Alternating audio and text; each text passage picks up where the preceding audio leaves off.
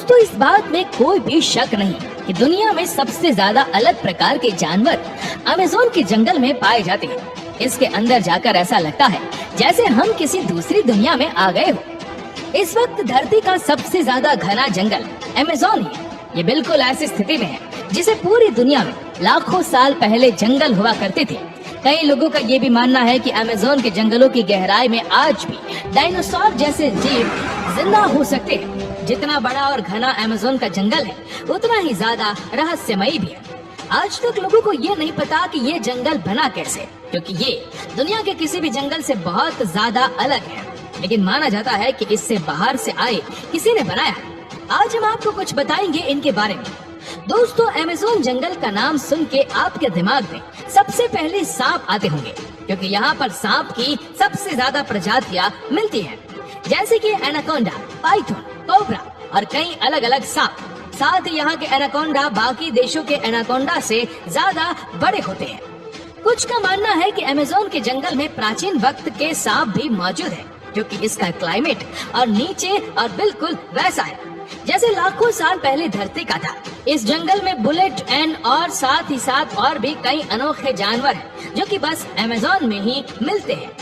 Amazon में कई जानवरों पर रिसर्च की गई है, पर फिर भी आज तक अमेज़न के आधे से भी कम हिस्से को ही हम देख पाए हैं। अमेज़न का 75% हिस्सा ऐसा है जहां आज तक इंसान पहुंच नहीं पाए, क्योंकि ये बहुत ही ज्यादा घना है और इतने अंदर तक टेक्नोलॉजिकल सामानों को लेकर जाना नामुमकिन है। साथ ही जैसे ही हमने कहा, इसका क्लाइमेट लाखों साल पहले की पृथ्वी जैसा है, तो वैज्ञानिक इसके साथ छेड़छाड़ करके इसे बर्बाद नहीं करना चाहते। अमेज़न में कई आदिवासियों की ट्राइब भी रहती है और अमेज़न के घने जंगलों में और भी कई ऐसी जनजातियां होती होंगी जिनके बारे में हमें कुछ भी नहीं पता।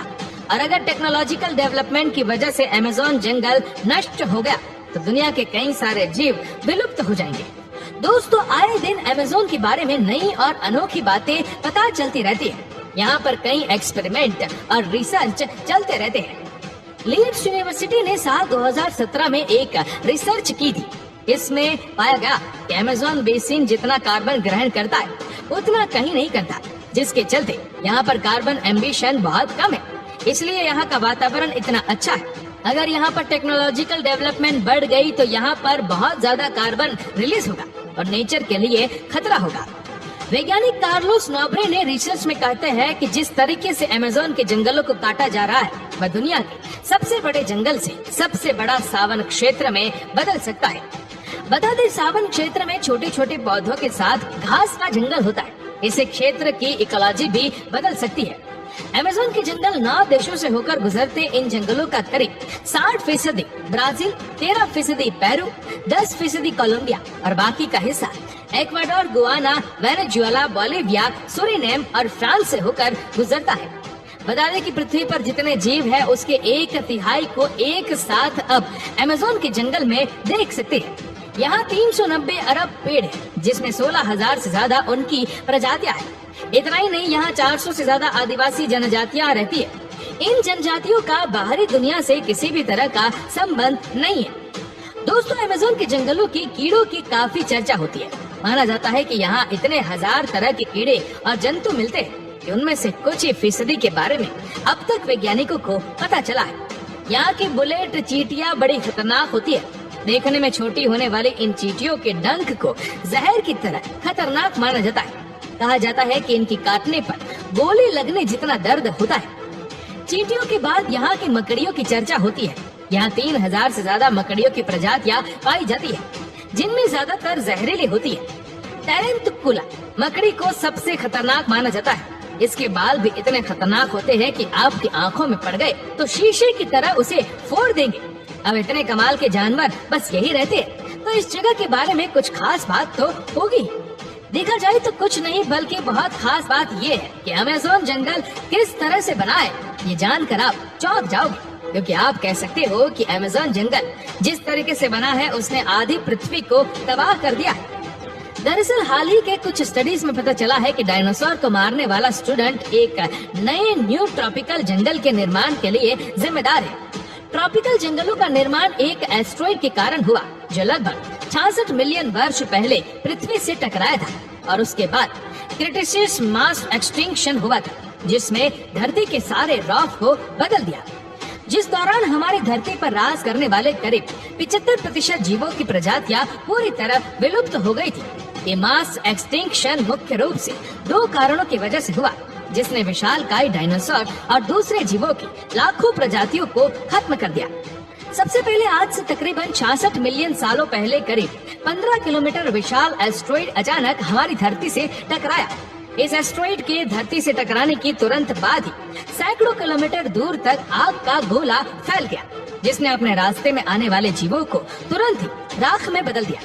इस टक्कर से समुद्र में कई मीटर ऊंची खतरनाक लहरों की, जिन्होंने आधी दुनिया में तबाही मचा दी। इस टक्कर के बाद निकले धूल और राख धीरे धीरे आसमान में फैल गई, जिस कारण हमारी धरती का वायुमंडल कई महीनों तक गैसों और डस्ट से पूरी तरह ढक गया, जिसके कारण सूरज से आने वाली प्रकाश की किरणें धरती की सतह पर पहुंचना बंद हो गई। इसी वजह से हमारी धरती का तापमान कई डिग्री सेल्सियस तक गिर गया।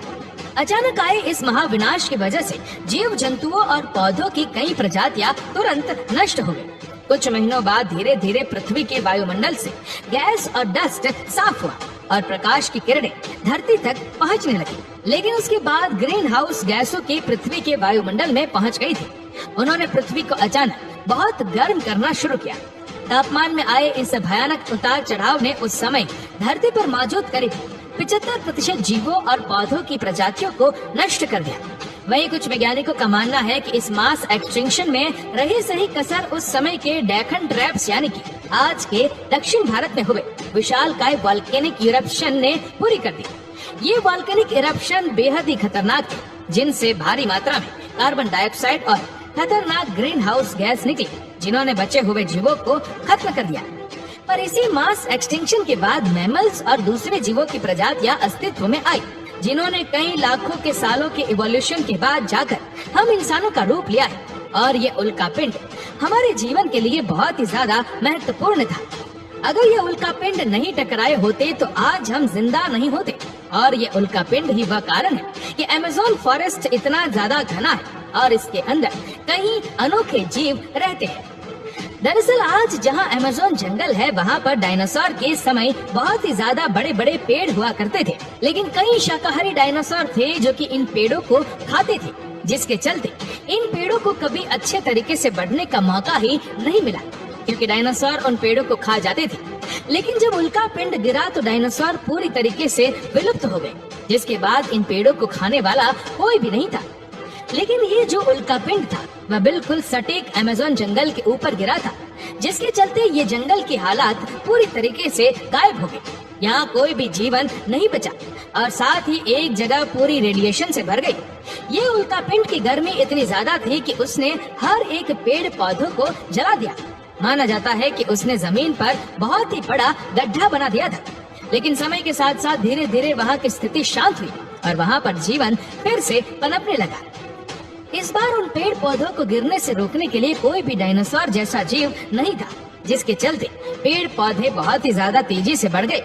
और आप कह सकते हैं कि जिस रेडिएशन ने जगह को तबाह किया, उसने इन पेड़ों को उगने में और ज्यादा मदद की। अमेज़न रेन फॉरेस्ट की जमीन सबसे ज्यादा फर्टिलाइज जमीन मानी जाती है। जो उल्कापिंड धरती पर गिरा था वह करीब 12 किलोमीटर बड़ा होगा। और देखा जाए तो आपके समय में Amazon rain forest 12 kilometre area में फैला हुआ है और ये जंगल अपने आसपास के जंगल में काफी ज्यादा अलग दिखता है। अगर आप ऊपर को देखें तो आप क्लियरली बाकी जंगल और अमेज़न रेन फॉरेस्ट के बीच का अंतर देख सकते हैं। अमेज़न रेन फॉरेस्ट के अंदर कई ऐसी खास वनस्पतियाँ और खास तरीके के पेड़ हैं जो कि पूरी दुनिया में और कहीं नहीं मिलते। और अमेज़न रेन फॉरेस्ट के बहुत ही ज्यादा गहराई में क्या है ये कोई नहीं जानता, क्योंकि किसी ने इसे पूरी तरह से देखा ही नहीं है। हो सकता है उल्कापिंड की वजह से इसके अंदर पूरी एक अलग दुनिया बन गई हो। यहाँ पर पेड़ बाकी किसी भी जंगल पर बहुत ज्यादा घने हैं और ये भी कहीं न कहीं उसे उल्कापिंड से जुड़े हैं। आपको ये बात शायद पता हो, जब भी वोल्केनो फूटता है तो उसके आसपास की सारी जगह लावा की वजह से तबाह हो जाती है, लेकिन उसके कुछ सालों बाद वही लावा नए जीवन की शुरुआत करता है। ये कुदरत का नियम है और हमेशा अंत के बाद आरंभ होता है। क्रिटेशियस मास एक्सटिंक्शन से पहले भी 4 मास एक्सटिंक्शंस हुए थे। एक्सटिंक्शंस थे Ordovician mass extinction, Devonian mass extinction, Permian mass extinction और ट्राइसिक जुरासिक मास एक्सटिंक्शन, और फिर हुआ था क्रिटेशियस मास एक्सटिंक्शन। और इन सब एक्सटिंक्शन की वजह से धरती का एक जीवन पूरे तरीके से नष्ट हो गया और दूसरे जीवन को पनपना पड़ा। बिल्कुल वैसे एक वक्त आएगा जब इस धरती से हम सारे इंसानों का नाश हो जाएगा और फिर कोई दूसरा जीवन आएगा और वह होगा 6 मास एक्सटिंक्शन।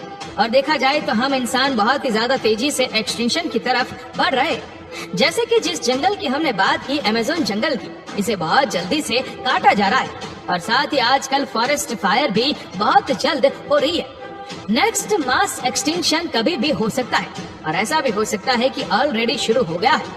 वैसे ही एक बोनस फैक्ट है कि एक ऐसा जीव है जिसमें सारे मास एक्सटिंक्शन को सरवाइव किया है। उस जीव का नाम है टार्डिग्रेड्स। तो दोस्तों, आपको ये इन्फॉर्मेटिव वीडियो कैसा लगा हमें नीचे कमेंट करके जरूर बताइएगा। अगर आपको वीडियो अच्छा लगा हो तो इस वीडियो को लाइक करेगा, शेयर करेगा ज्यादा से ज्यादा लोगों तक, और ऐसी ही और भी इंटरेस्टिंग वीडियोस के लिए फॉलो करें हमारे पेज को। और ऐसी ही और भी वीडियोस को यूट्यूब पर देखने के लिए नीचे कमेंट सेक्शन में लिंक दी गई है, जिसके ऊपर क्लिक करके हमारे चैनल को आप सब्सक्राइब करें और बेल आइकन दबाएं ताकि हमारे हर लेटेस्ट वीडियो की अपडेट आपको मिलेगी सबसे पहले। धन्यवाद।